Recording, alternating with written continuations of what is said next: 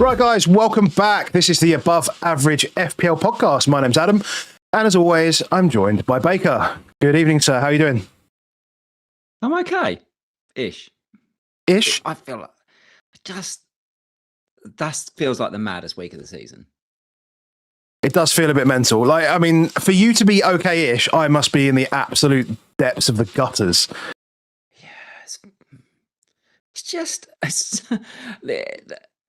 this is a game week where the hauls are so big that therefore there's no like in-betweens of everything.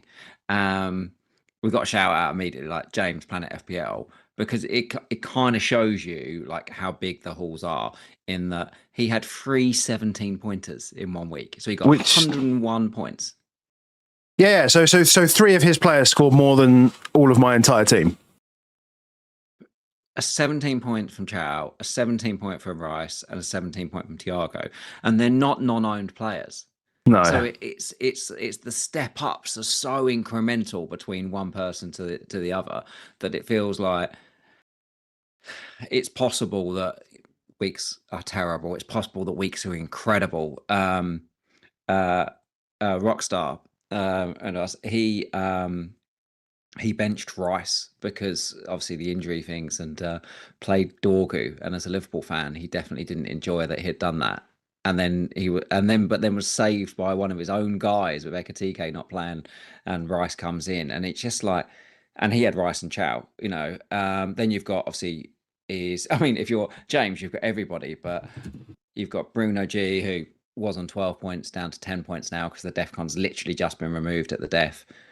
Cunha, big haul. Gabriel, if you didn't go in, you know, and suddenly you've got obviously other Arsenal defenders, and this guy who gave away the goal then ends up getting 9 points.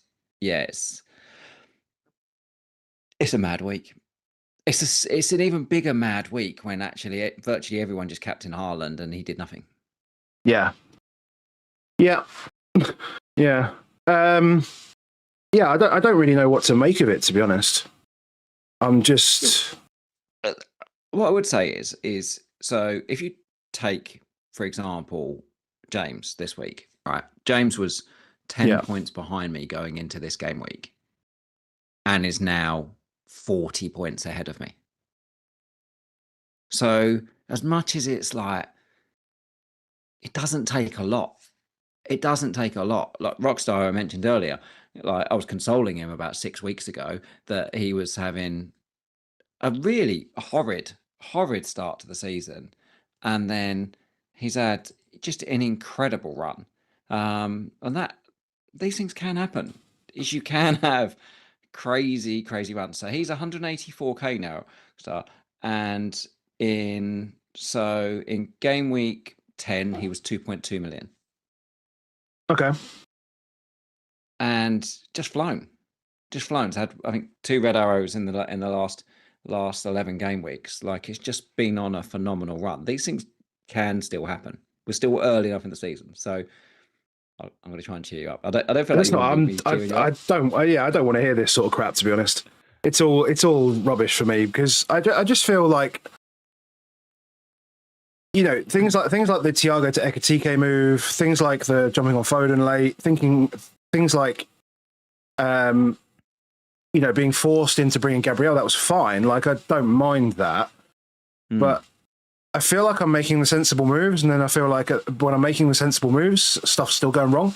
And so I'm trying to work out a balance. Like, I've always been a bit scatty in the way I play the game, right? It's not been... I've never been one for planning. I've never been one for just going completely wild and out there. So it's just difficult to understand how to play the game for me. And, you know, I had one good week. Like, I had one good week versus the rest of the field. Like, I had that week, and that was great. But then everything else has just been an absolute disaster. I mean, Andy Mack's saying just wildcard. Like, wildcard was the plan, but what you probably did notice is that we didn't do a pod last week because I've been ill, and the last thing I could be doing was being asked with which buttons to click on the screen and whatever. So I kind of did the most sensible thing I could do, and there's no way I'm wildcarding into a midweek. It's like, that's just stupid. and then I get another 2 days to wildcard again. Like, no, I just now have to settle down and just accept that I've got what I've got, and try and just sort of navigate my way through it. So I don't even know what I'm playing for anymore. I'm out of the cup, so that's pissed me off as well. but we need in these short turnarounds, we need jam. You need jam. You need stuff to play out. But that doesn't happen. Like, generally, that doesn't happen to me. We know that I'm the unluckiest person. But it doesn't mean that it can't. No, but it's...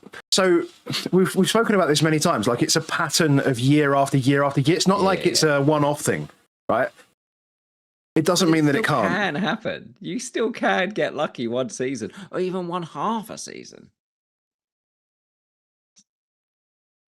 Louder84 said, oh no, it wasn't Louder84. Daniel Cooper said it. Second chance league is yours, mate. Second chance league is yours. I'm just starting it with like 30 points.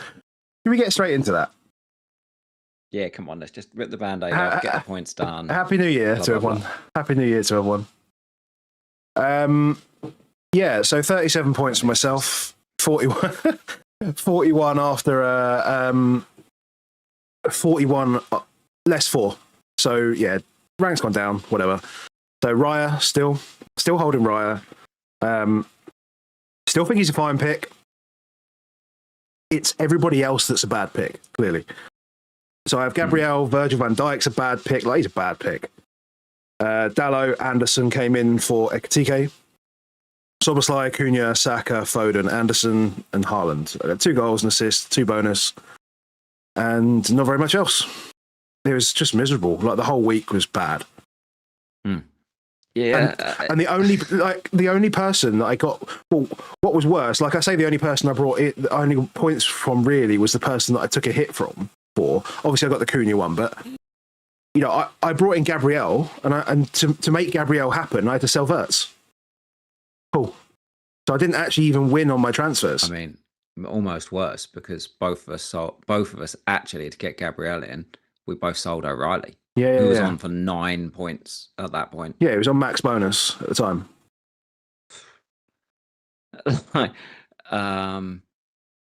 Yeah.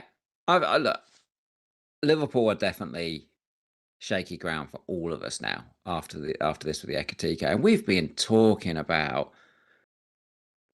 it's a worry, these hamstrings. We've been talking about this problem. Then weirdly that we have this thing that it now says, there's DOMs that it turns out to be. I don't think I've ever heard anyone I don't think I've ever heard a professional footballer have DOMs to the point that it puts them out of a game.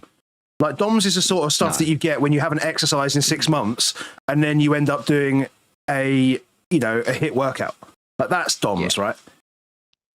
We need to, let's cover Liverpool first up, because I think we've got to talk about Ekitike and what we do about him, because we've got short turnaround, get in, get out, and he's an immediate discussion point for us to what do we do about him. Well, go through your team and then. Yeah, so we both took a hit this week, and part of that has been we're scrambling, is so since we've been given 5 free transfers, I've used 11 transfers in 5 weeks. It's hilarious. And half of those transfers have been on defenders. And not only I've used 11 transfers in 5 weeks, and I've had 3 red flagged out 0-point outfielders 3 game weeks in a row. I mean, I can't fathom it. I can't fathom it that I can't keep these guys on the pitch. But I guess, look, Guillou obviously doesn't play, and Richards I'm sort of holding on. So I've only really got one guy. But whoever I then do, I mean, thank God I've taken the hits recently, because the hits have meant that I've had guys come in. And if I hadn't taken those hits, I'd be in a much worse position. So I'm pleased that I've not been patient, really, over the last weeks. I mean, I never am, really. But for me, obviously, for Bruggen, in the money game versus Burnley, but still even that's jammy enough, because there's a header off the line in that. Timber gets the late def gone. Keane, I'm worried about whether he's going to play or not, gets a 0-pointer. Dorgu gets a 1-pointer. Obviously Gabriel. Bruno G, I said, got 10, which is Yeah, amazed. Very happy about that. Saka gets benched, comes on, gets an assist. Foden we've got to talk about. Cunha gets his goal. Wilson gets a goal, looks top bonus, then gets booked, then ends up getting no bonus whatsoever. Hits the bar, all the bit stuff. And yeah, Captain Haaland, like most people, which is dire. So I've ended up basically treading water. It says a green arrow, but it's like 3-4K. I don't mind that when it's a hit. Yeah, no, that's good. It's still tight. I couldn't believe how much that hit hurt. I think it hit. I think by the time I checked, Rodgers had also scored, got an assist. So I think that the hit plus a Rodgers assist. By the time I checked my team, I was like, "Oh Christ, this is right up against it." Yeah, that was an early little sting, wasn't it? Those two. Well, yeah, mainly Rodgers. Yeah. Sure. Yeah, very much so. Yeah, come on then. Let's admin getting games. Let's do Yeah. So as we say, like, thank you very much to everyone who's joining us on the stream tonight. If you're watching back, we are trialing new tech, so I'll be fiddling with sound as I go along. If it's up, let me know. If it's down, let me know, and I will look to sort that out. If you do enjoy the content that Baker and I do, please do drop a like on the video. That would be much appreciated. And if you want to see more from us, hit subscribe. We've got some process pods coming up over the next few weeks at some point. We're still kind of getting out of the Christmas chaos, I guess you could say. So we're still planning those and getting those all into place. But yeah, if you want to see those and want to be first to see those and hear about those, then please do drop a subscribe. If you want to join over on Patreon, you can do it. It's patreon.com/AboveAverageFPL. All the details are there on the screen for you. So for those listening, and I think I just said it, patreon.com/AboveAverageFPL. You can come and join us in the Discord. Loads of games going on. Beat Baker, win. Shout out Timbo, who won in December, and shout out to Henry, who he won his third Manager of the Month, which will come to no surprise because here he is, ranked top of the Above Average FPL League for about the 16th week in a row or something. He is actually ranked number 1 in the world right now. So, so he had another absurd week at 71 points, capped Haaland, so obviously got nothing from him, but had Chow, had Bruno G, had Sharda come off the bench for Ekatike, I think it was, or whoever it was that he didn't have. Unbelievable. Unbelievable. 1,386 points, just cruising right now. And that's Tom Turner, who's running him semi-close. 1,347 points in second. Yeah, it's not far off, is it? It's not. Well, it's that game week between yourself and James. That's it. Look at these top 5. 1,320 points, to get in the top 5. Vienna picks, shout out to you in third. Oh, Juan still there, 1,321. David Bellingham up into the top 5, 1,320. And over on Discord, obviously Henry's top. Kieran in second, FPL Discomfort, 1,297. Steve Bunn, 1,285. In fact, no change from the top 5 last week. So Pete W, 1,277. And Matt Reedy, 1,276, who is a new entrant to this league. He is a brand new patron. So shout out to you, Reedy. Thanks for joining us. Make sure you drop a comment, please, mate. And let us know what you're thinking of the Discord so far. As always, we have to say thank you to Dan, CryptoBlock Dan, who supports the pod. Hubble.social/Dan Hybel. If you're crypto curious, if you want an FPL expert, then CryptoBlock Dan, he's in the chat now. Do we take it off? Now? He's at the top 5? Would you want me to do it right this second? I can. Yeah, delete it while he's in the chat. Go on. I'm just ruining next season's sponsorship. Yeah. Perfect. Well done. I love the fact that you had to still centralise it as well. Of course, has to be done. So yeah, that's all the good stuff done. And you want to start with Liverpool? Yeah. So Verts is now top bonus 3 weeks in a row. Just want to put that out there. Like, he's just cruising around, getting returns, doing all the stuff. How has there been an explanation about how that Verts goal stood? I don't know. It doesn't make any sense to me. It's just offside. It was offside. Got ruled offside. Got shown to be offside. And then was given. I was watching it and I was like, well, they're gonna obviously just stand with the decision and then suddenly change the decision and off they kick off. And I'm like, what? I don't know what's going on here. I can't get it. I can't get it. I'm sure we'll get some kind of explanation. They'll make something up, but it just makes no sense. Just makes no sense to me. I think importantly, that's the kind of spaces that you'd want to see him, right? So it feels very sort of Foden-esque in those kind of short spaces, getting into those gaps and, tidy finish all the same. So, that's what you want from the guy. It's just why I sold him, obviously. But then, stupid stuff, obviously, you think he's injured, and then what happens is you sell the one guy, and then the other guy is actually the one that's injured, even though you didn't hear about it. Yeah, I mean, look, it's one of those things where it's like that. It doesn't pay to be engaged, really, almost to an extent, because all of the predictions were he's not playing, he's not starting, and he didn't start. But he gets it. Oh yeah, the position of where he gets it is important. That's definitely the important part. For two reasons. One is I think he's definitely playing closer to the striker, and what does that mean for Szoboszlai, who if you've got, like if Szoboszlai is not playing the 10, if he's even playing the 8, you don't want him. Not if Wirtz is there. Like I was saying to you before we started, you've got to carry him for Burnley, Bournemouth, but immediately if he's not that central driver, that's a problem for Sobo.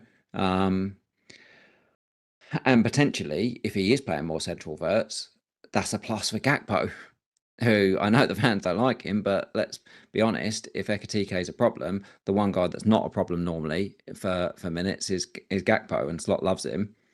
And maybe he will just ride him.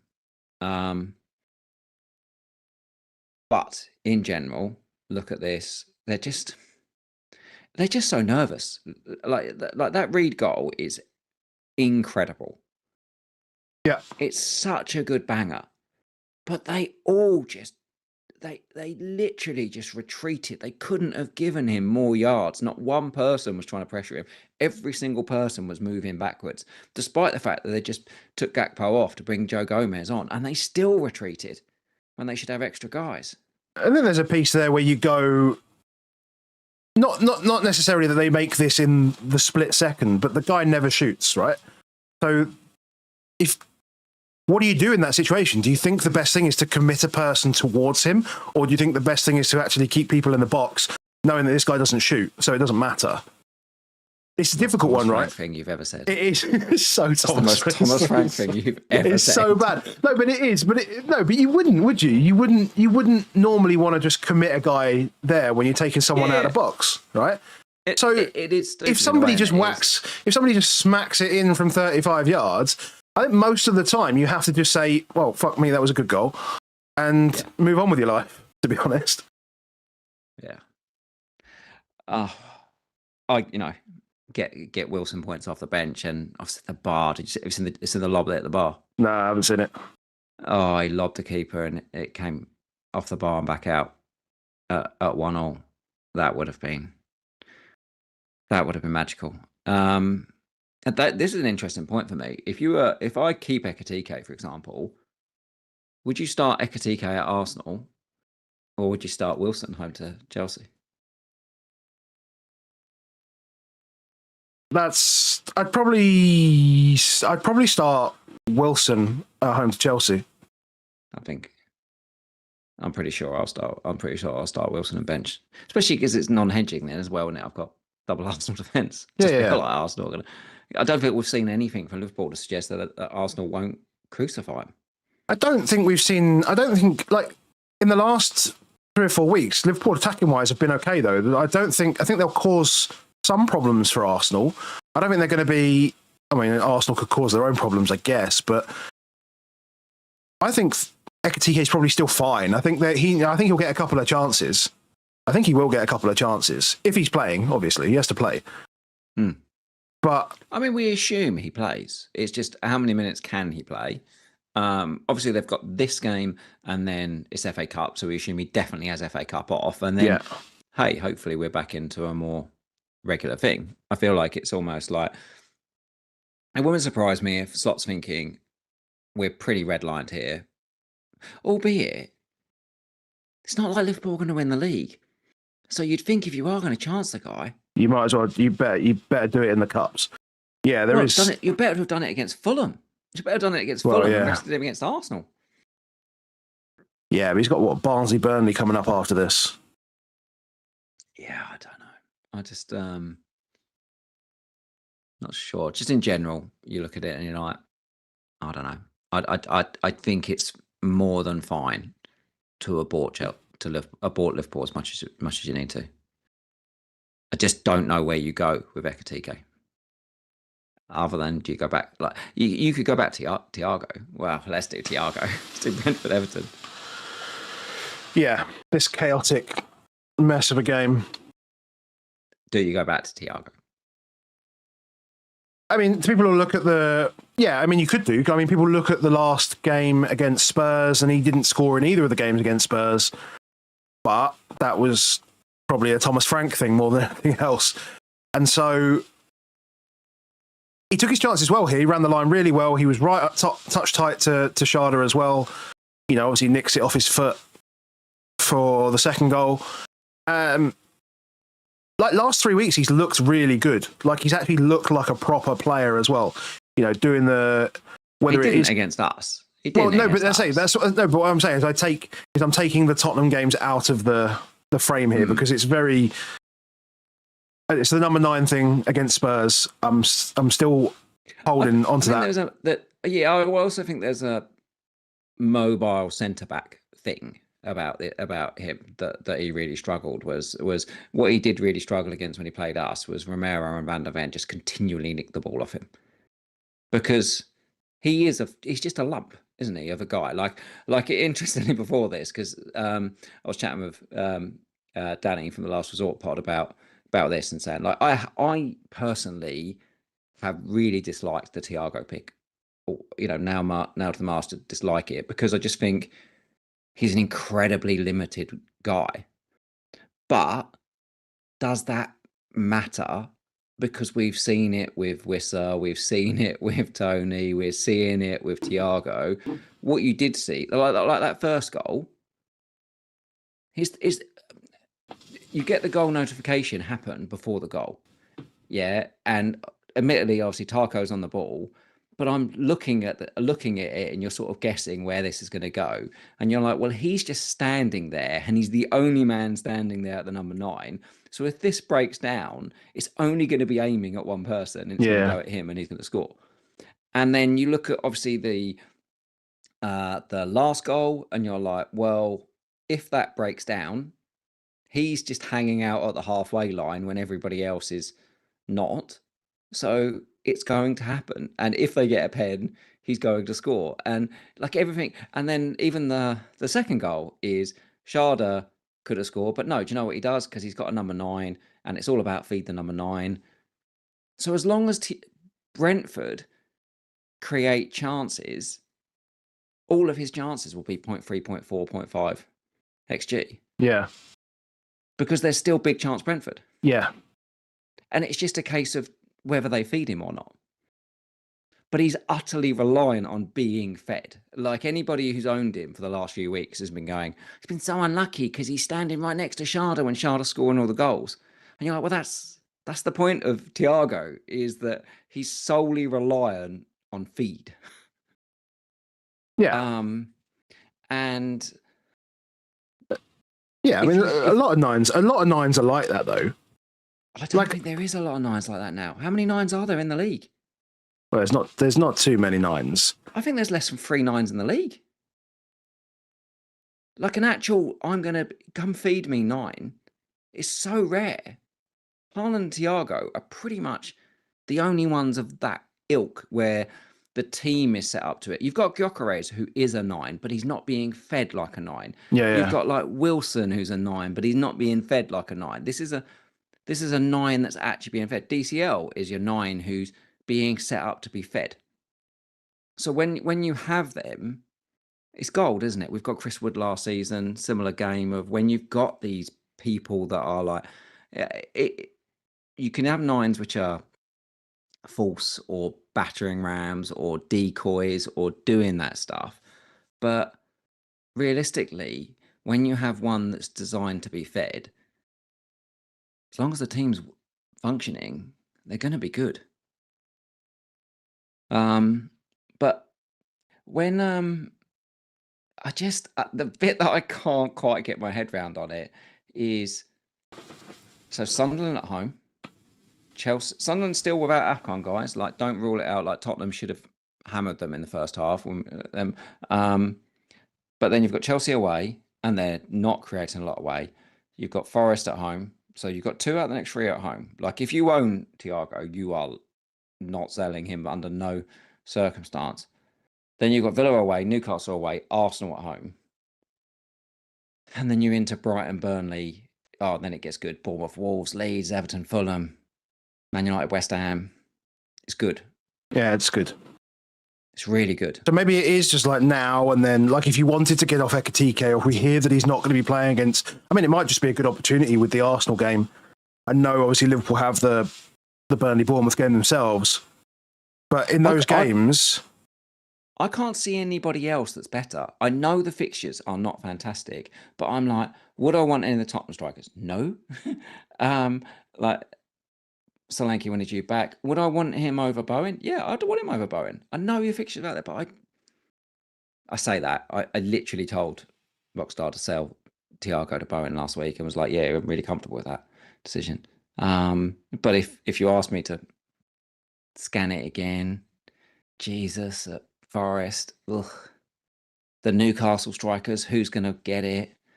New Chelsea manager, we're not sure on Delap. Like, if the new Chelsea manager comes in and says Delap's my number 9, maybe, then that makes a big difference. Yeah, because those fixtures are going to be superb. Yeah, it sounds like Rossini is going to get appointed tomorrow, by the way. That sounds like apparently he's in, and that's going to get appointed. So that's interesting. But yeah, I think really only if Delap was suddenly cheaper. Other than that, Jimenez? Watkins? No. Is that too much? Watkins, I mean, like, but it's a lot of money. You got to go up from Ekatike, but you don't have to go that much from Ekatike. Like, as soon as you go down to Thiago, you're like, oh, now I need to because as soon as you go down to Thiago from Ekatike, you're immediately parking that money for Palmer, aren't you? You're like, that is Palmer money. It's there. That's what I'm going to use. Yeah. Trigger in chat says 14 and 20 goals speaks for itself. It does. It does. I mean, still, there are. I mean, like 6 or 7 of those are pens as well. Are they not? They are. But yeah, if he blanked in this game week, suddenly it'd be like mass sale. But he didn't. He scored 3. It's just a reminder that when he gets fed, Watkins is cheaper than Ekatike. Like, I haven't even looked at Watkins. Watkins cheaper than Ekatike? 8.6.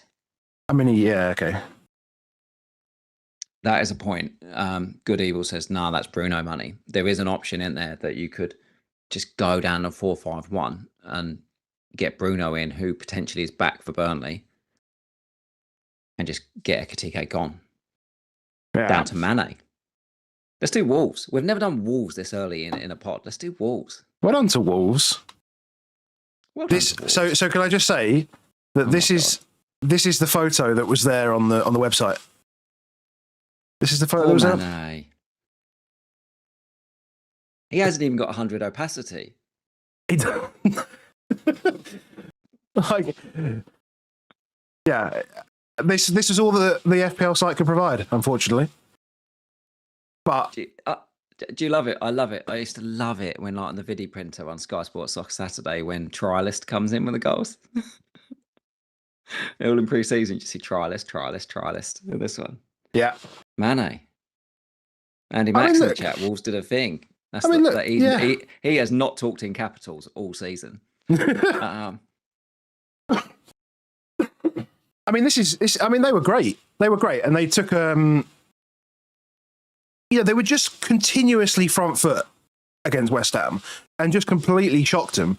And Mane's good because he's clearly like the young players in this Wolves team have zero pressure on them. Like there's no pressure on them. This is a platform and an opportunity for them to go out and do what they do best, have some fun with it, try some things, and just be themselves. And you think if most young players come in, the first thing they're going to do is think maybe they'll be a bit reserved, but didn't need to be. He was just collecting the ball.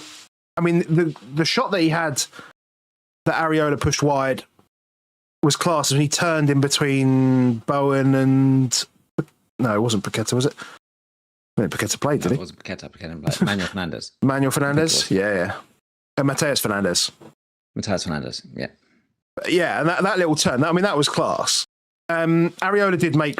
we had Raya the best save of the season. I think Areola's save was better than that with his feet. Ridiculous. But, I mean, Wolves just stepped up and battered them in that first half. Absolutely hammered them.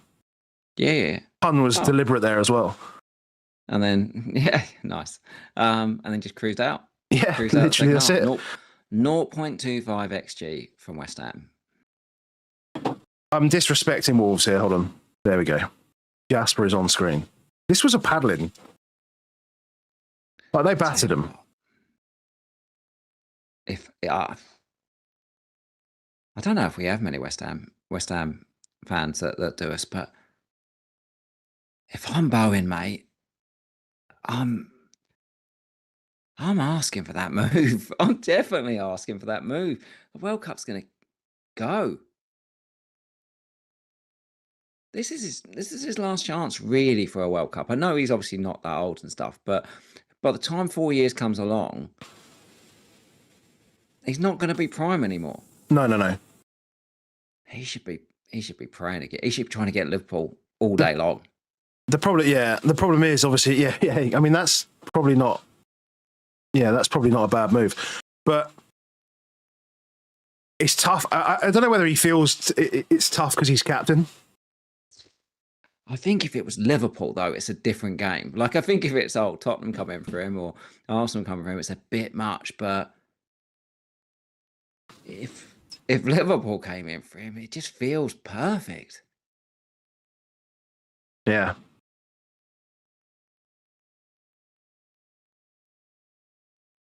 Potentially. Well, that's... don't know where Baker's gone. But yeah, I mean, like, Bowen move to Liverpool would seem really interesting. I guess it'd be perfect for, seeing out those last few months of sort of Mo Salah, because I think we all accept that that's coming to an end, or if not, might end in January. We don't know. But yeah, if that kind of happens, or if there's any more weight to that, then feels like a good replacement. Yeah. Mane, if you're going there. But the fixtures don't get easier for. They don't get easier for. They're never easier when you're playing basically a relegation candidate and you're bottom of the league. Like, every game's a difficult game. Every game's I fancy going to Everton in midweek though. Now after this, like, they've got to go and try and hard. I think it's another one for me of looking at, like, Michael Keane. Is he a definite starter this week at home to Wolves? Whereas that felt like a really easy game. Suddenly I'm like, I'm not so confident with this now. You back Wolves to get some chances. Paqueta. The only thing with Bowen, obviously, the other thing is that, so there were links all came out last night about Paqueta to Spurs. And the links almost, I don't know if it is to Spurs, but they seemed more confident that West Ham are looking for about 30 million quid for Paqueta. And I've, openly saying that's okay. I mean, one, that sounds incredibly cheap, but I guess it's not right. And if Paqueta does go, then maybe you get Bowen on pens. Yeah. Which suddenly, like, that's another tick up. But you're like, how many pens they getting? Yeah. So, there's a lot of guys like Danny Dyer would kill him if he left. Oh, He's yeah, literally married to the club. that is it. That is it. Wang took the pen for Wolves. I'm just not going anywhere near any of the guys. Yeah. Just not going anywhere. Where do you want to go? Let's go to. We should go to Bournemouth, Arsenal, really. Yeah. Out XG'd them. They did. I mean, it does help when you get like a gift 10 minutes in. That's obviously like without that they don't. So they beat. I mean, look, this was a pretty okay game. A lot of people saying after City drawing that this is now like Arsenal going to run away with it. I'm not sure about that. I think this game was always going to be a little bit like this, though, because Bournemouth have, they have the ability to, upset the apple cart a little bit and make games frantic. And it did feel a little bit like that.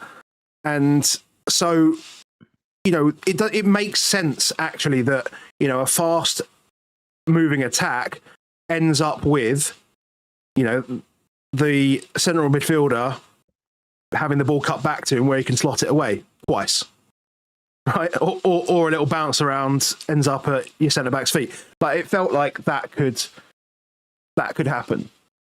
Yeah, I think both. If you think about Brentford and Bournemouth, they're both like they live in the chaos. Like if there's chaos on there, that's incredible news, for those clubs. And it doesn't surprise me that the first goal for Brentford earlier was Tarko trying to play out from the back, and they pounce on it, and then bang bang in. And it's a similar thing here with Evan Nilsson. Obviously, it's just straight to him in this one. But yeah, it's that they're not a team that you do that stuff with. Yeah, they're looking for it. Yeah, incredible pressers, really good at it. I thought they were great value to go in at the break, at level, if not, the dominant team in that first half. Semenyo, I just did you not think like Semenyo was? I've already done my lap of honour, mate. Like he felt done to me. It didn't make sense for me in a way to do the. I mean, I guess they wanted him to clap the home fans. Like, fine, but it does feel very exhibition-y at that point, and that's not really conducive to actually going out there and getting the best out of him. That said, he could have done him. He might have even said, like, "Look, let me have one more game because I've got an opportunity here to." Yeah, good for City. Make it good for City, but clearly that didn't work. Early, and then, by all accounts, he should have been sent off before half time. There was a moment when Rice went through, and he pulls Rice back, and he pulled him back long enough that the ref starts putting his arms out because Rice was still with it. If Rice just goes down, he's pulled him back on a counter-attack. He's got to go down. Yeah. Rice passes the ball off, loses the ball in the next pass, and Rice then starts giving it to the ref of like, what's going on? You're not sending him off. But the rules have been like it all season that as soon as the ref says play on, he doesn't book the guy. Yeah. They don't do that anymore. That old school of we will book him after. They don't do the booking after anymore. It has to be a really cynical thing for them to be like, yeah, we'll still do the booking.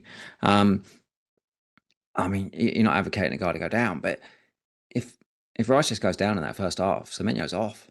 Yeah. And then it's game done. But yeah, and then Rice. Rice turns up, Rice plays, Rice scores, Rice does the thing that he does, which is arrive in the box late and bang things in. And he gets DEFCON. And as soon as Arsenal concede in any game, you just think it's like guaranteed he's going to get top bonus. Even an assist, it's like top bonus. But if he races, he's definitely getting top bonus. Yeah, there's no escape. I mean, look, as soon as Harry didn't sell him and started him and didn't bench him, he was always going to have a good game. That was the catalyst. Yeah. What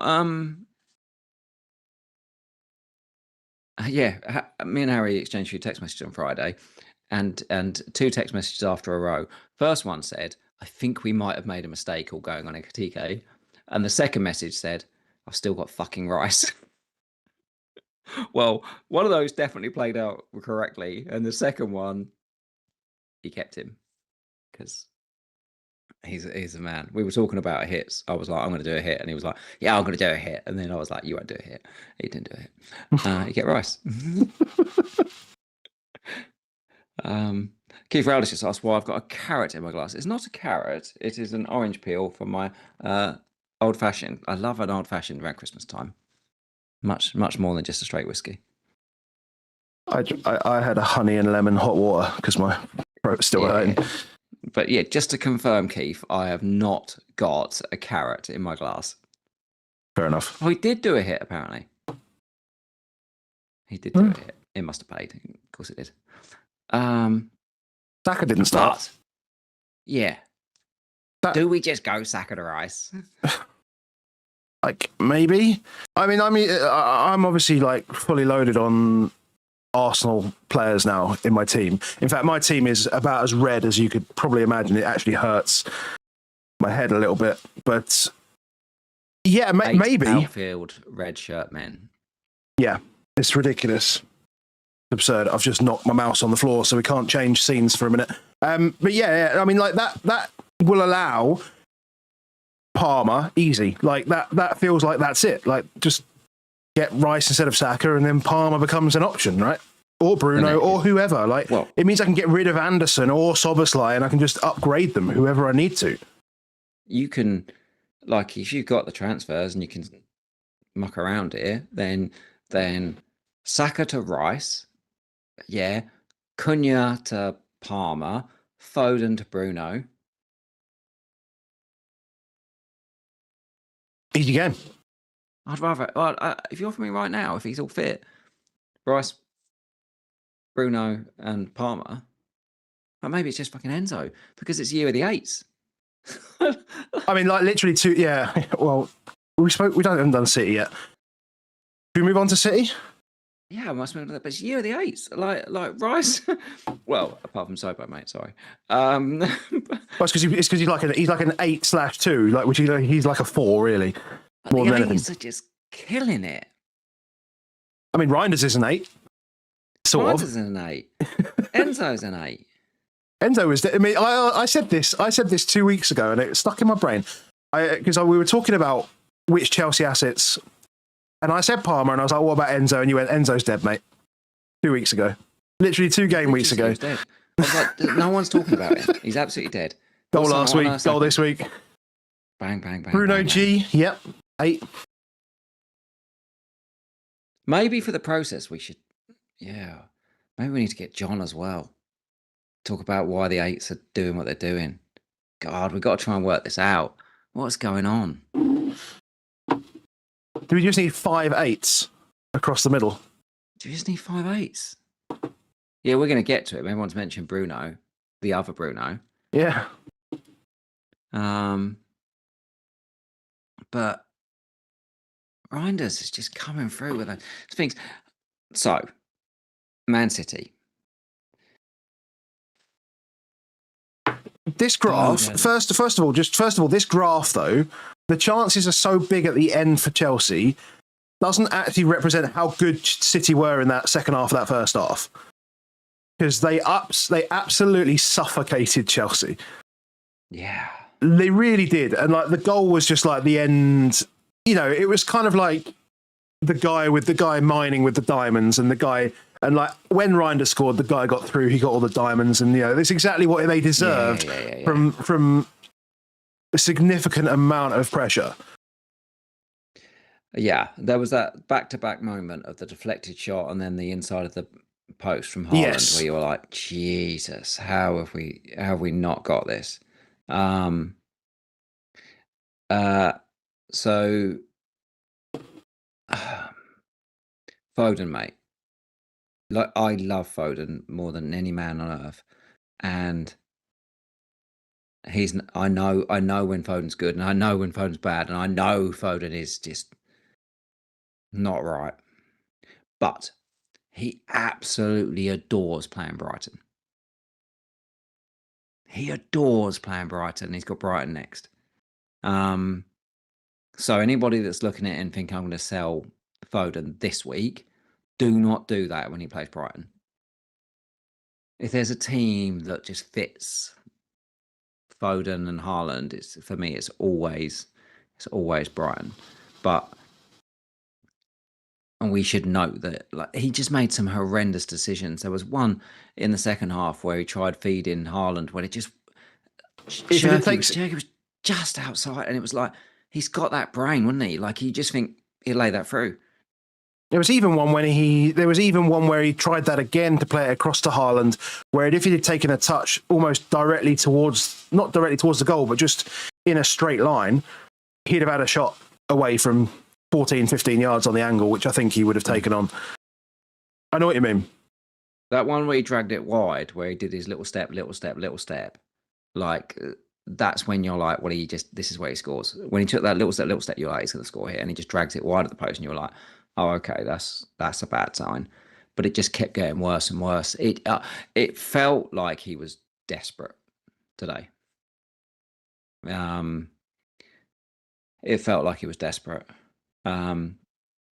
David just said that Foden was distraught at the end of the game. Yeah, I can. He said red card pending. Watch this space. I'm not sure about that much, but I can understand he was distraught because I know he knew he really messed up today.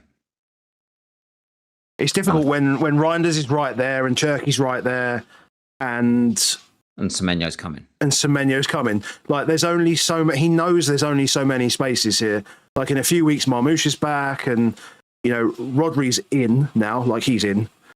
So there's only so many spaces, which means his minutes could get managed again.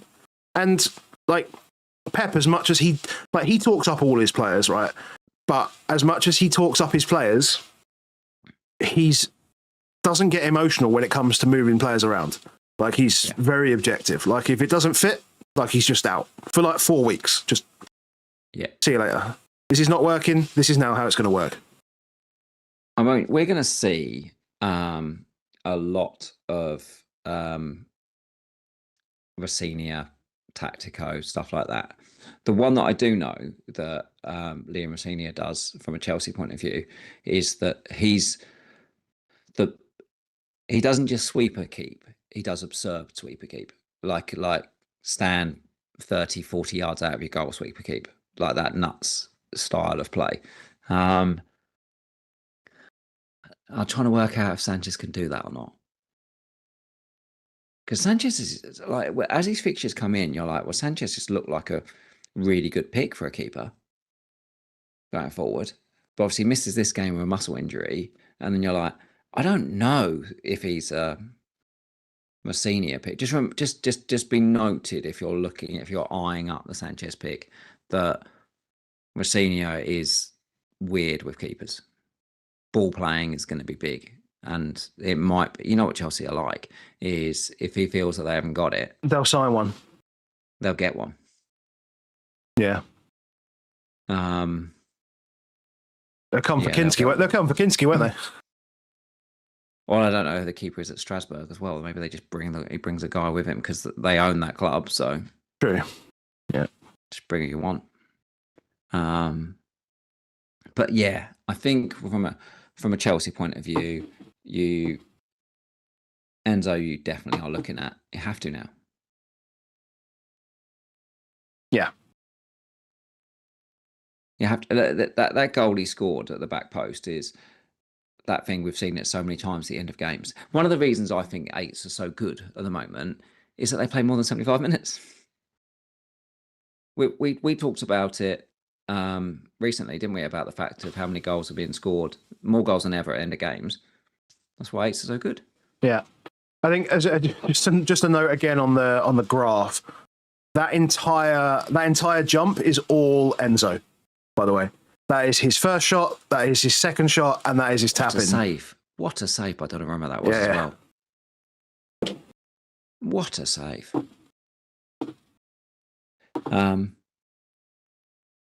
Move on.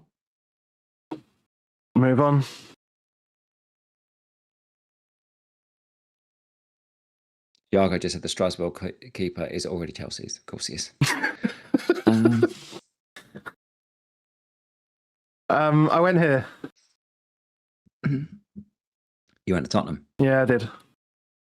How much? Let me just talk to you about this, because how many games were on at 3 o'clock?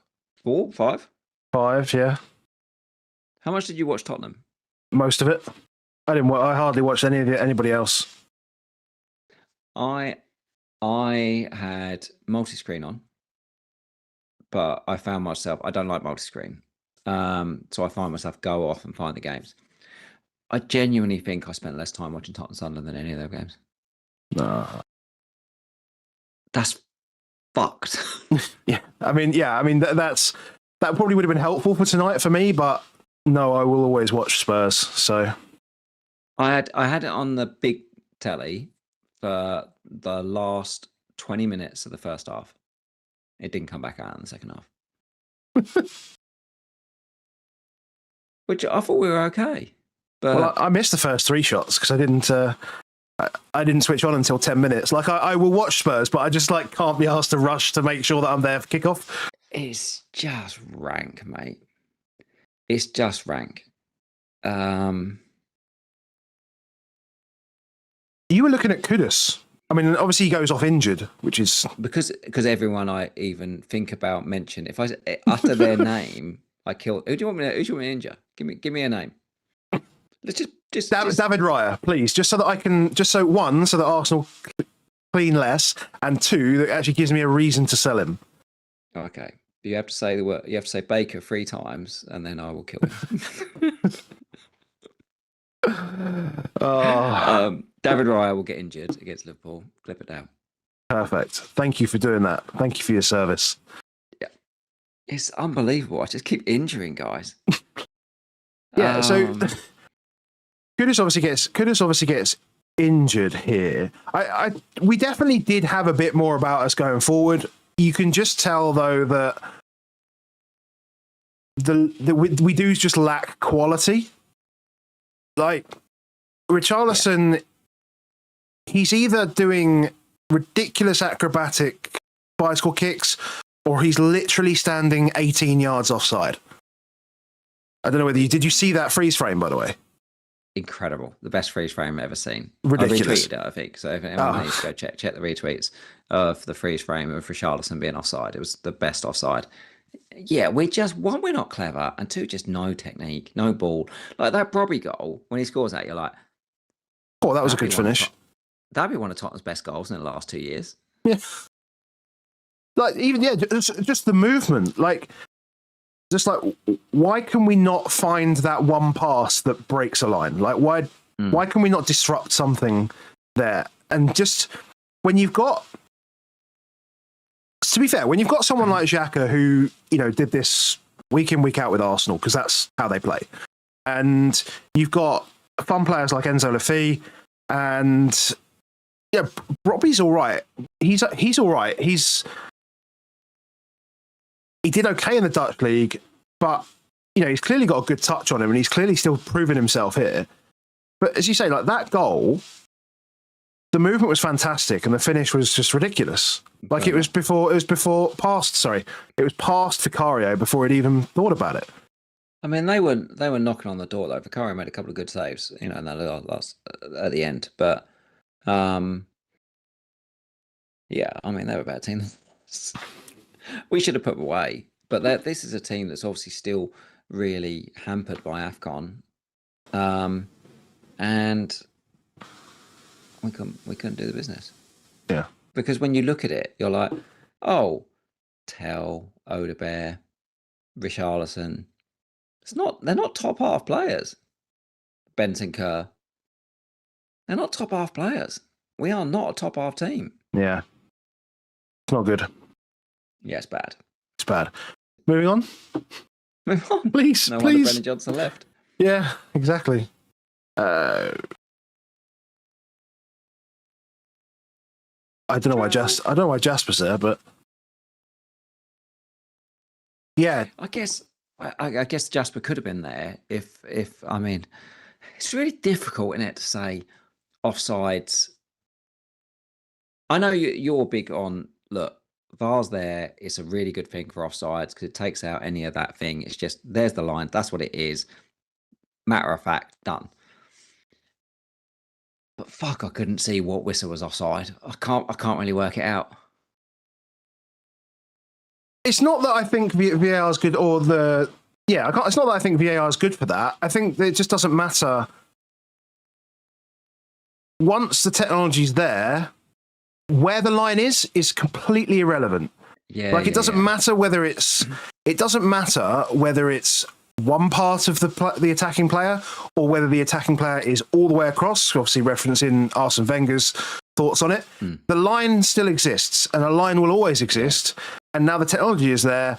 We're going to get toenail offsides. That's just going to happen. Yeah, you're going to get toenail offsides, and then in the future, you're going to get heel onside. You're going to get back heel onside, and that's it. Well, yeah. My Wilson goal was a back heel onside. You know what I mean? Effectively, but yeah, I felt horrendous when the goal went in, because obviously I own Bruno, and he puts Wissa through, and Wissa squares it to Gordon. I was absolutely fuming that Wissa squared it to Gordon because he had nothing. But then I was just really disappointed when it get ruled out, because you're like, this just is nothing. There was also in that first half, there was a foul. I think it was on Chow, actually. I think it was Hughes on Chow, and as part of a corner. But he did the old blow it just as he's about to take it. So the foul happens while the ball's in the air, but he's like, I blew it before he took it. So he didn't give the penalty. I don't understand that. I don't understand it. Like if someone's running through on goal and a bloke just launches 2 foot, you don't go blow it and say, nah. I don't think this should happen. Let the football play. Like, if the guy's going to foul him, just let the guy foul him, and then give away the penalty. That's the best way to stop it happening. Yeah. So, if any of those things happened in that first half, then this is a paddling. This always felt like it was going to be too many games for Palace, playing after so many, playing a Thursday night game when Newcastle played a Tuesday night game, and then coming there. It was tough. We said that 2 weeks ago, didn't we? And then they've got to go back down south, and then they're back up to play Sunderland. It's just not fun. Up and down. That's right now. They're getting it. They're getting it tough. Yeah, and obviously, as I say, they've got defensive players out as well that are just upsetting the apple cart. Obviously, Ismail Assar. Did you see how Brennan started? Didn't he? Brennan started. Did he do all right? I don't know. You know, the thing with Brennan is Brennan doesn't make stuff. He has to run onto stuff, and if you can't transition, then he's pretty stuffed. I mean, Hughes must be that chance right on 45 minutes, but it felt bigger than that. I suppose it is the majority of their chance. But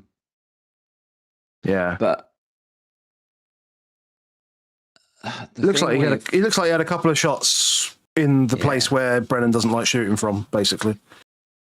So Gahey is still an issue for us because he's 30% owned. He gets DEFCON at the Def.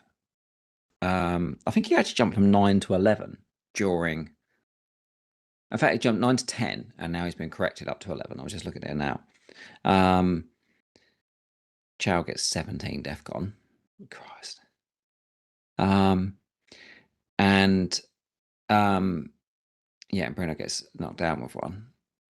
But with Gahey, I think there's quite a logical feeling that Man City might go for him now, because Pep's talked about the fact of he can't rely on Nathan Ake. Talked about it again after the game.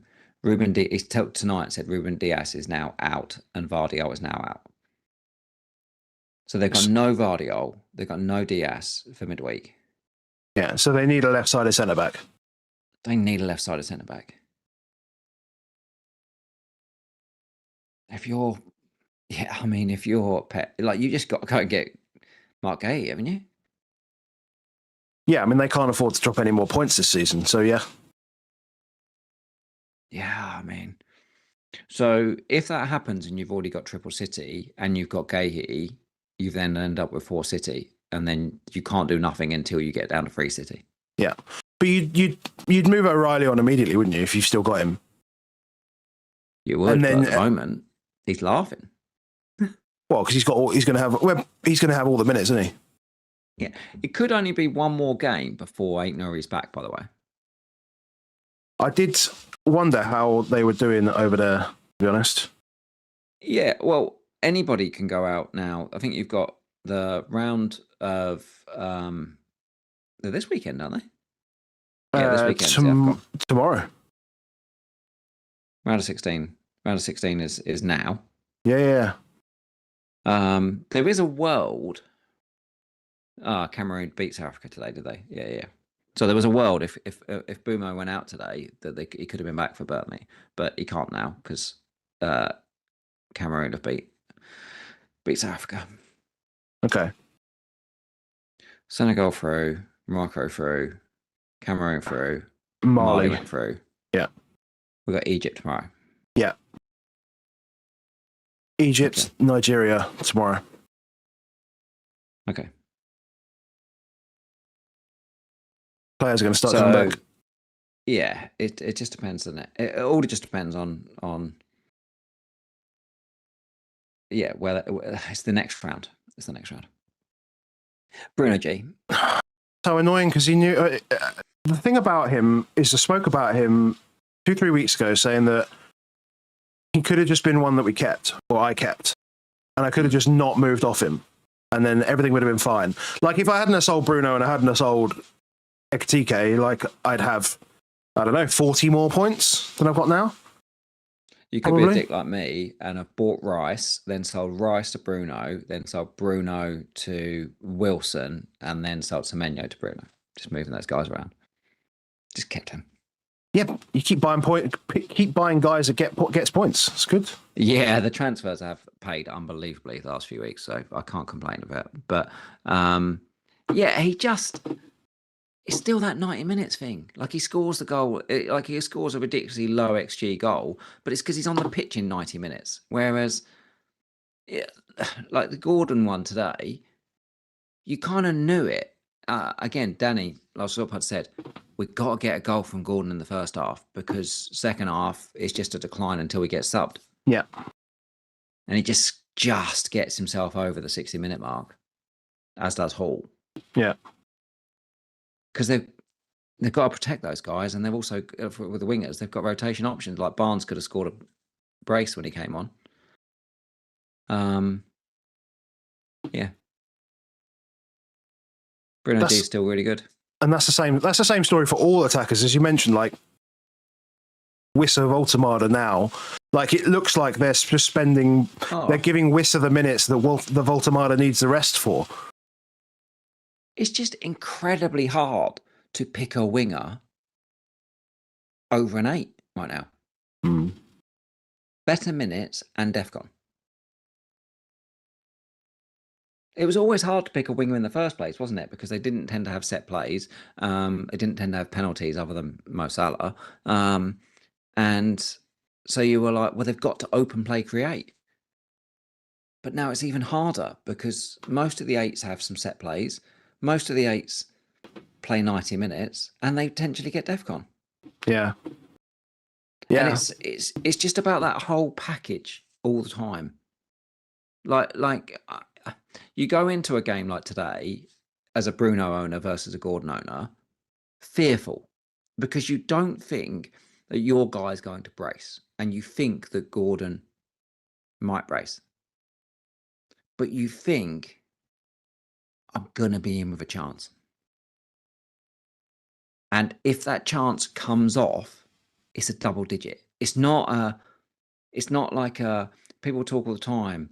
I think Johnny said it to us early in the season about like Senesi, and it's like people talk all the time of the floor is like the 4 points. It's not.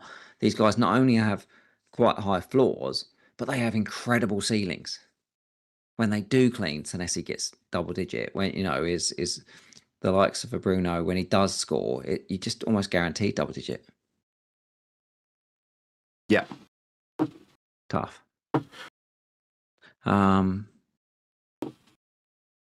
Yeah, I think Palace, look, you just get through until after FA Cup, and then they'll have all their guys back, and then suddenly I think Palace are good. Mateta will come back on the menu at some point.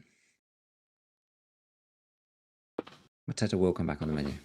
That's my only hope in life. Yeah, I mean, I can't see that can't be until Sar's back for me. But it's one more game week. Exactly. So it's not yet. It's not yet. Is what I'm saying. It's not yet.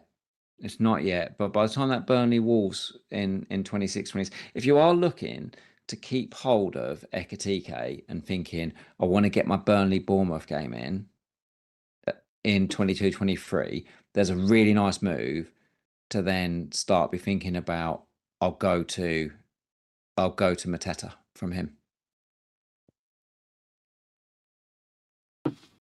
Okay, we'll back pocket that one for now. We've still got 3 games to go through, but how big are they? Leeds Man United's quite big. Quite a big game. I honestly, I haven't seen any of the goals. I'm racking my brain as to why. So the reason for that is that in case anyone's been living under a rock and not seen anything I've put on socials, we've got about, I don't know, 15 inches of snow here. It's mad. So when you've got 15 inches of snow and you have 2 children under the age of 12, when it snows, you go outside. You don't sit inside and watch football games. That's kind of the rule. So first half of this, you were playing in the snow and I went for a beach run. Yeah. That's insane.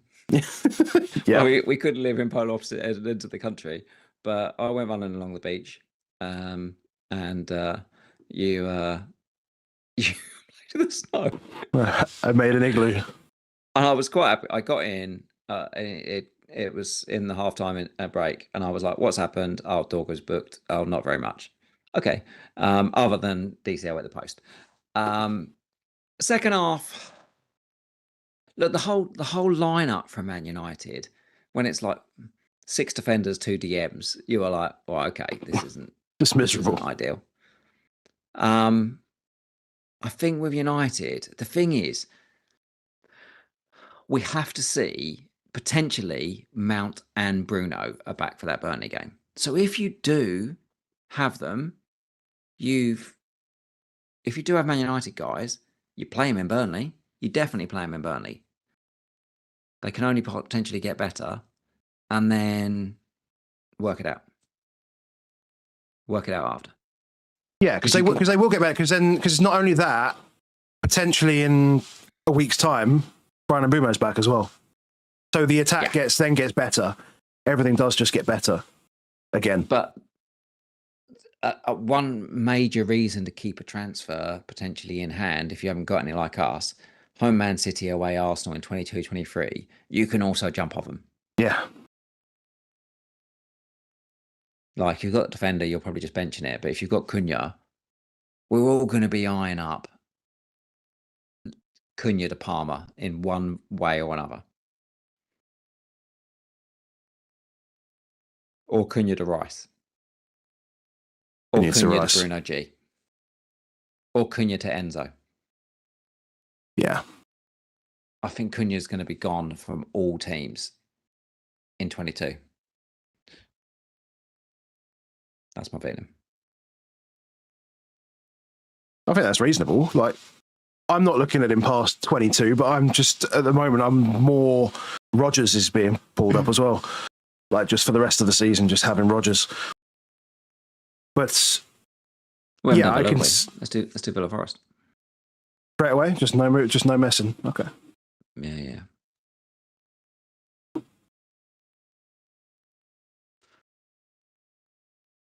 I unexpectedly watched this game because I wasn't planning to watch it because I was playing golf or trying to play golf.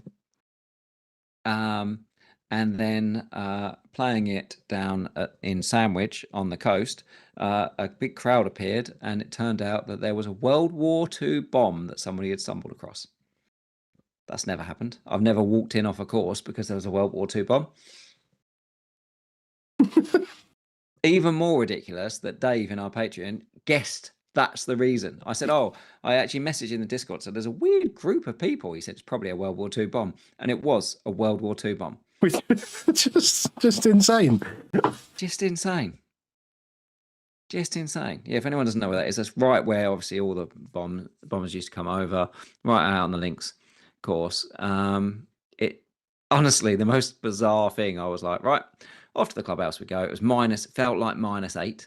So I was like, I am not waiting around for 4 groups here. We're going to the bar, get a Guinness and watch the first half of this. Villa, obviously there's big early chance. And just in general, I thought they were good. Watkins is definitely back on the menu. Do you feel like it was just a rest for him that has sparked him again, or do you think that Emery said you're not doing enough and then brought him in and it's gone, now it's all starting to click? Because every time, like in the last 4 or 5 weeks at least, like Rodgers is always involved, Watkins is seemingly always involved as well. So that partnership is getting better and better. Obviously, McGinn gets handed a goal basically because, if Chelsea need a sweeper keeper, like there's one right there, right? If they need a kamikaze sweeper keeper, Big John. I think we are going to have to start. We are going to be moving into the world where we are going to talk about World Cup motivation very soon. And Watkins and Rodgers, there's World Cup motivation. Obviously, I expect both of them to go. But Watkins is dicey if he ain't starting. He gets dicier. Rodgers will definitely go. But Rodgers doesn't want to just go. Rodgers wants to play. And Rodgers has a chance of getting that left wing spot, I imagine. And Gibbs White obviously scores on the other way around. So you've got these English guys that are all trying to push for places. Gibbs White's it's going to be difficult for him to certainly to get. He might be able to get on the plane, but whether he can get into the team is a different matter. But there's definitely X motivation, I think, with him. I can't stop looking at how small John McGinn's eyes are in this picture. Well, that's because for most of the pictures, it's normally like this. They're normally bigger. But why do you make John McGinn's eyes so small? Have you done it? No. This is just a standard photo. Look, let me just undo what I did, and I will change him for, say, Matty Cash, for example. This is, and there's Ollie. There's Ollie. Okay, I'm happy now. I just can't look at John McGinn's little eyes. He's just so small. Yeah. Watkins is there. I don't know that, like I say, like you say, is that we've got this money in Ekatike. Do you just keep pushing this money forward and go to Watkins? One of the things that I dislike about the reason that we both went to Ekatike. I feel like you went with good reason because you also captained Ekatike.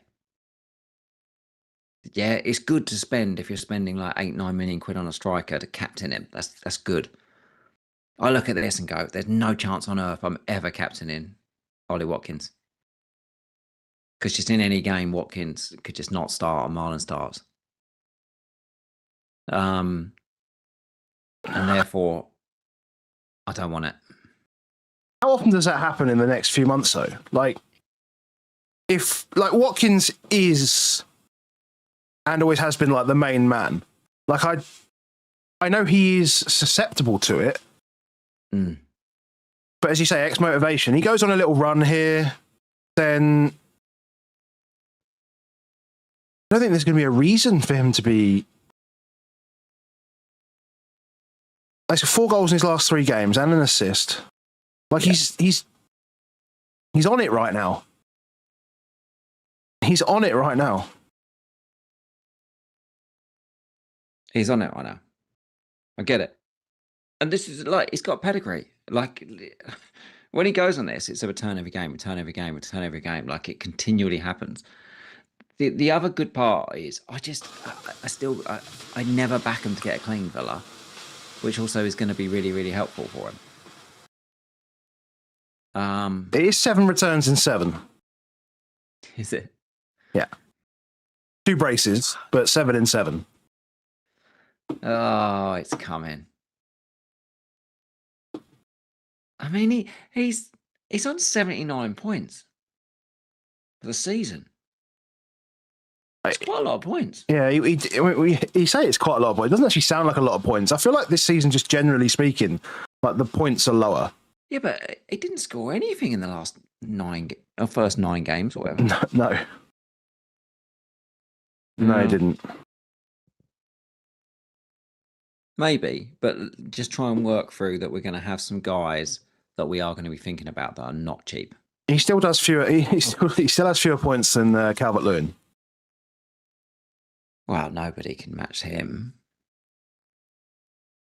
I'm not going there this week. I'm not going there this week. Do I have to move Anderson out? So, you know what? Because every time I think about it, he just pops up with 4 points. It's just like, oh, there's 4 points.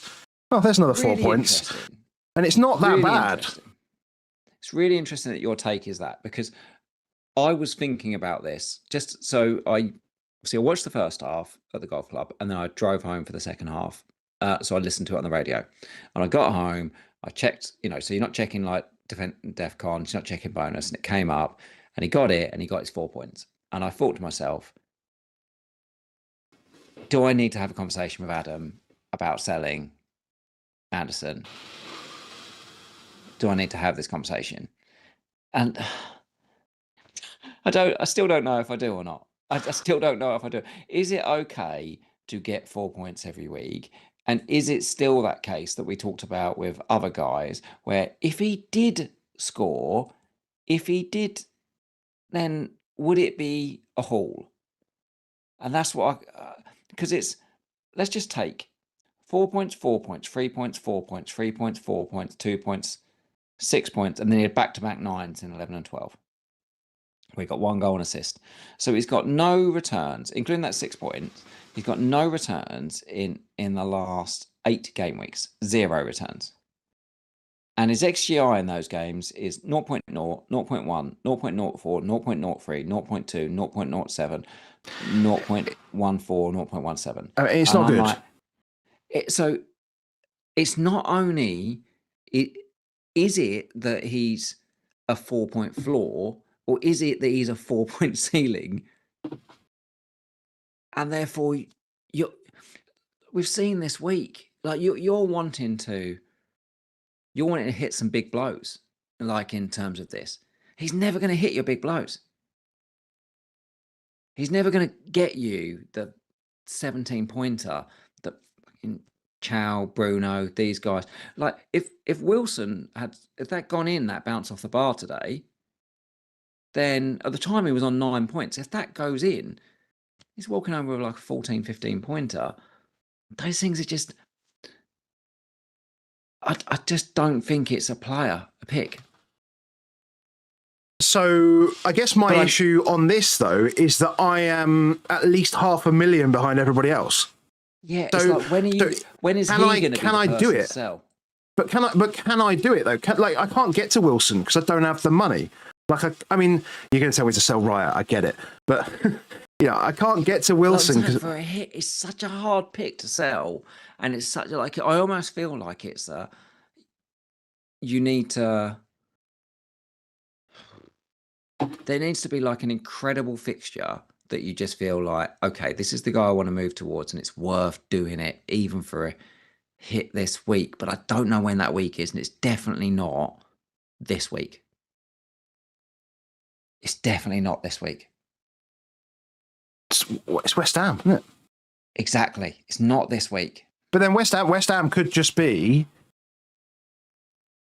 It could just be Igor Jesus and Morgan Gibbs-White and Murillo. And okay. If somehow he does score against West Ham, it's double-digit, baby. He hasn't done it yet, though. That's the thing. Like, he hasn't done it He yet. doesn't look like he's going to. But I think you've got to give him this game. But then you've got, I'm benching for Arsenal, and then I'm going to be like into. Yeah, it's tough. It's tough. It's handicapped by, like you say, lack of funds, lack of transfer availability. What do you do? I think I almost would be tempted to be thinking, how do I make sure I always play my? But I was thinking about this, like, if you're playing him as like your fifth midfielder, he's beating. He's going to beat 2 or 3 of your defenders every single week, isn't he? Yeah. So that's what makes him feel like not a problem. When someone knocks out a 4-4-2 and you play 3-5-2 and he plays, then you're like, he's probably going to beat one of the defenders. So it doesn't seem like a problem.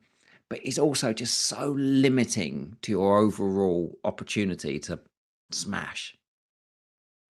So, yeah, one of my defenders that I've had in the list... Go through this guy's last 8 weeks. 1 point, 6 points, 2 points, 2 points, 6 points, 2 points, 4 points. Like, it's just crap. Like, that's Virgil van Dijk, by the way. Yeah. But I think we'll always be able to convert. We'll always be able to match it against one of those guys. It's just, I hate the pig, but I also think like no one in the world's buying him. No one in the world. That's fine. When is it good to sell him? And that's tough. I almost feel like I'd almost be thinking, can I sort of like get myself to a point where I want to have these 4 defenders that are not him? But also at the same time, am I setting myself up? Is a way to switch you around almost. Yeah, maybe. But then all the good defenders are still now they're all 5 million plus. So I'm getting maybe $1 million, and even if I get say $1 million out of Raya, for example, I can get like 1.2 out of Raya still. If I went to Verbruggen, for example, I can be more if I went to Areola. I wouldn't go to Areola, but you know what I mean. Yeah, Brown Armour does mention the fact of obviously Sangare will be back soon as well. And that's when he did have his 9 pointers, was when Sangare was back. Yeah, cool. So that's good. But then he's obviously just going to play Arsenal and. Yeah, but after that, the fixtures are good after Arsenal. Yeah, that's true. That's true. Right. That's true. Brentford, Palace, Leeds, Wolves. Yeah, okay. Liverpool. Yeah. Still not an issue. Harry still got him. I'm going to guess at yes. Well, if Harry's got him, mate, then he must be fantastic. That's the way I see it. Yeah. Harry's got him. Speak to Harry, man. I can now see that, Harry did take a hit for... He took out Timber and Virgil, and he brought in Tarkovsky and Gabriel. So, yeah, obviously went plus 3 on that. Whereas I went -5 on mine. Is it Brighton Burnley left? Unfortunately, yes. That's it. Are you saving my Verbruggen clean sheet to the end again? Yeah. It's disappointing this because Burnley have been good at ruining cleans. Yeah, they have. They've been so good at ruining cleans. And you were so excited about the fact that I had mentioned your Verbruggen clean sheet, is you completely ignored the video that I sent you. Which was the best video you've ever sent me. Show this mug. This is useless for the people that are on audio, but tell the story. So, obviously, every week, or not every week, but often I send out mugs to people. The important thing here is I open up the box and then I put something inside, like a little note, some coasters, that kind of thing. You're a considerate man. I am. But then, generous, considerate man. But this mug, when I opened this mug, it didn't have our logo on, which I thought was a bit weird. What it did have was this message.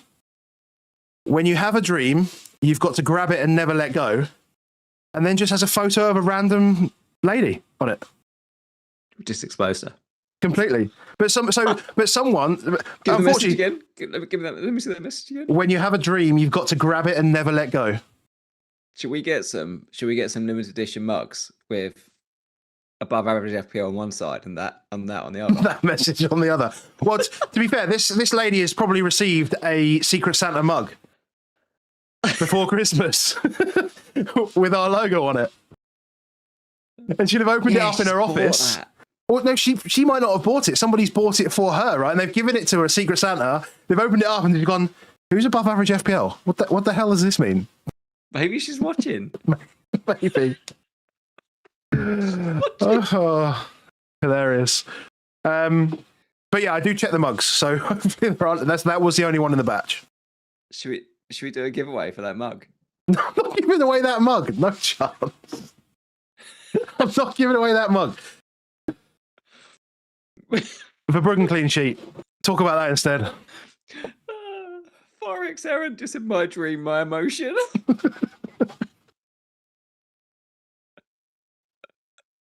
This is amazing. I thought Ruta was fantastic in the first half. I thought it was really good. Matoma's back. I mean, just in general, how much can you trust Brighton when Welbeck, obviously Minter has had some issues, but Welbeck obviously doesn't start again, and then play the young lad, and oh God, they're just such a tough pick, Brighton. They're just such a tough pick that obviously Verbruggen, you just, if you own him, you just like, well, I'm not rolling him out against City. I'm gonna roll out Dubravka and hope for the best. In that is some, I'm basically just gonna hedge with Dubravka. It's you're perfect in that I'll play Dubravka and have Cunha and Dorgu. Can't go wrong. It's gonna be disgraceful because over the last 4 weeks you're gonna get like 40 points from this combination. Yeah. The whole idea was that you would just lose points, but you wouldn't spend any money, and it's worked out to gain points. So I'm not too asked about how it plays out. I think Verbruggen ended up with 2 saves and ends up in the bonus again. Kadioglu gets the top bonus because he kept the clean sheet single-handedly with a goal line clearance. Yeah. As did Thiago. Did you notice that he had one earlier? Thiago? Oh, goal line clearance. Yeah. Just to add on top. Yeah, incredible. What a ride if you owned Thiago and Tarko. And a lot of people own both.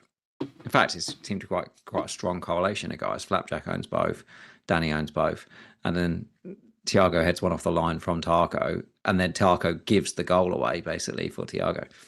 Anyway, I would talk about something else because there's just not a lot to talk about in Burnley and Brighton. If you got up for Verbruggen, he's really good on bonus because his recoveries are great. He sets off a lot of moves. His passing's good. Therefore, if they do clean, it's magic, but don't expect that many cleans because it's getting worse as well. Like this has been the golden period. I think people are still diving in on it, and I'm like, oh. I mean, this does go on forever. This Burnley Brentford situation, but you're going Brighton, but Brighton Burnley. Sorry, yeah. So you're going Dubravka home to Man United, then you're going Verbruggen home to Bournemouth, then you're going Verbruggen. You're going mostly Verbruggen now, even though actually there's some better fixtures almost for Dub. But I think you're gonna go, Verbruggen home to Bournemouth. You're probably going to go Verbruggen away at Fulham. You're probably going to go Verbruggen home to Everton over Dub away at Sunderland. Then it's an interesting one because Dub's home to West Ham when Brighton's home to Crystal Palace, and that's a derby, so I'd probably go Dub on that one. But it's actually all right. Verbruggen's still all right. But the appeal was when he was 4.3 million. The appeal's not now. He's like 4.5, wherever it is. Yeah. And this is it's like the same but different from the Raya thing. Like the Raya is not a pick at 6, but he was a pick at 5.5. I can't just let him go. He is just one of those guys, the keepers though, that, as I said, if they do clean, you fancy you've got a good chance of a 9-10 pointer. It just won't happen, which won't happen a huge amount, but it's probably enough in terms of it. I'd still want to keep an eye on what this Chelsea situation is, because if you've got if you've got a ball playing keeper, then they're going to do well on the baselines. Yeah. Yeah, good point. Yeah. We've got bus teams, basically, because we don't normally do bus teams. We're not going to do another pod before the deadline. No. There's no data. It's Tuesday deadline, so yeah, I'm sitting here with Raya, Gabriel, Virgil, Saka, Soboslai all playing each other. Oh, and Ekitike as well, which isn't fun. But I mean, maybe I just roll it and see what happens. I don't know. Like, I am in a I can't be asked mood. I'm very much in that mood. I think it's a great mood to be in for this week. I genuinely think it's a great mood. The more we could be in a just let this game week go, I think possibly the better. And I know there'll be some that will say, well, that's an opportunity. Everyone else is going to try and do nothing. But I'll be quite happy to do nothing. I don't know where there is opportunity to do something, though. That's the thing. I just don't... Any move that I make is two moves. Like, maybe apart from Virgil van Dijk. Like, getting a proper defender in for Virgil is probably an option. Or, if Ekitike is not playing, getting a proper striker in for Ekitike is probably an option. But everything outside of that is just, like, there's nothing to do. Like, Raya, I leave him there. I mean, Gab obviously is in. Dallo... Soboslai's in, Cunha's in, Foden's not an issue, Anderson, Haaland, fine, Saka's fine for now. I know it sounds like chasing points, but not tempted by, say, Virgil to Chow? I know obviously he scored this week, but I don't think he does that much. I don't think Chow does that much. The problem is when he does do something, he just cruises to all the points. Tarko could have braced today. I don't think Tarko gives me enough money. Like, I can't be messing around. I need to find a way to get more money into my midfield, most likely. I've got a guy that's 6'6", and I've got a guy that's 5'3". And I'm going to want Bruno and Palmer. Potentially. So I need to find money. Yeah. Yeah. Letting those guys go at the back and thinking. And like I might just get a DEFCON hungry defender that has a fairly decent set of fixtures. Well, Chow's 5.0. I know it's $1 million, but it's still a good $1 million. I know Tarko doesn't release much, like 0.2, 0.3, but as fixtures for Chow over the next 5 are just really strong, and his non-strong game, which is 24, a lot of the other guys have got pretty decent fixtures in that week. Don't know if your guys have mind, because Man United. Well, I've got Goodmanson who plays Arsenal away, and I've got Anderson who plays Man United away. You got Dallo home to Fulham that week. Yeah, but I'm just saying, but I need 3 defenders. So, like, you play Dallo and Anderson. Anderson scored at Old Trafford, didn't he? Did he? Season before last. There's a Palace, I think, still. Okay. Well, for a completely different team. Okay. Yeah. So I'm a bit all over the place at the moment. Yeah. I'm a bit all over the place at the moment. Like Sunderland, like there's opportunity for the Sunderland boys. That gives me a good fixture. Yeah. That gives me a good opportunity to get rid of a lot of money, and they've got good fixtures in the outset. And then and Anderson can play in 25, so that's good. And then Goodmanson can also play in 25, actually. I need to. The only positive I would say with Virgil is... mate, there are no positives. There's literally no positives. That Gakpo goal, Gakpo was at the back post, but Virgil was just inside him. And those Thiago guys have been saying that for weeks with Sharda, and then it turned up. I fully expect Arsenal to beat Liverpool, which I then fully expect that Virgil plays number 9 for the last 10 minutes of this game. Yeah, but he was right there for when Ekitike scored at the back post. Like, he's around, but actually Liverpool, the strikers actually want to score the goals. Yeah. So they're greedy. I can see a world. I can see a world where if you have to, but you could also just play Anderson home to Chelsea. Yeah, yeah. I could do. I could do. Okay, that's where I am. And where you are? Anderson's fixtures get better and better, I think, as well as it goes on. So yeah. I think you just keep him. What? Joe? Yeah. He's not going anywhere. Yeah.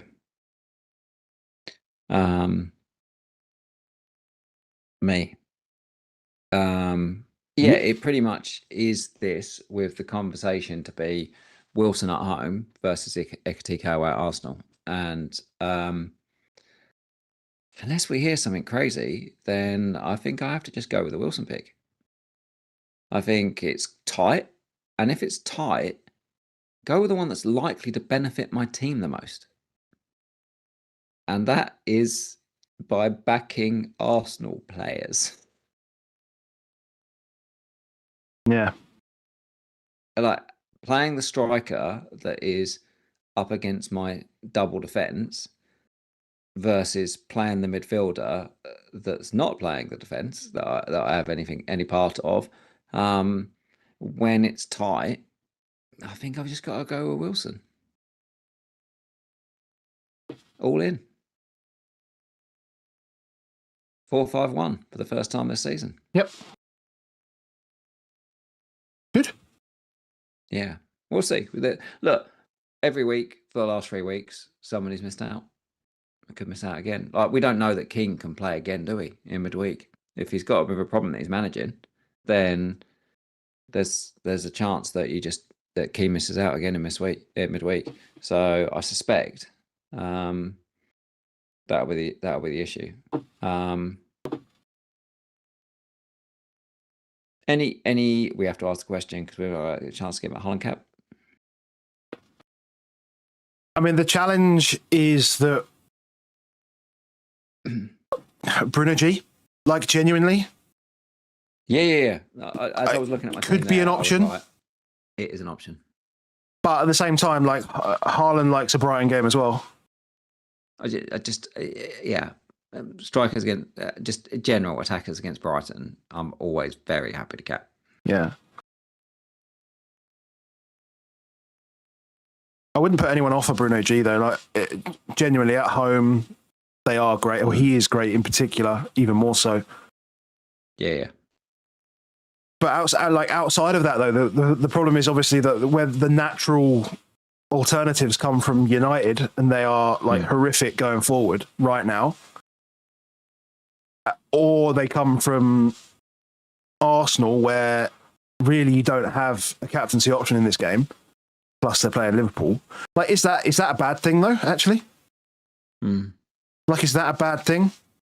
So I think I saw, was it FPL Meerkat that said that Liverpool concede most of their chances down the right hand side from the right wingers, and that is where they are most susceptible. And Saka's rested. And Saka's rested. So maybe just Saka just absolutely torments that left-hand side and then cuts it back to Declan Rice. Maybe that just happens over and over again.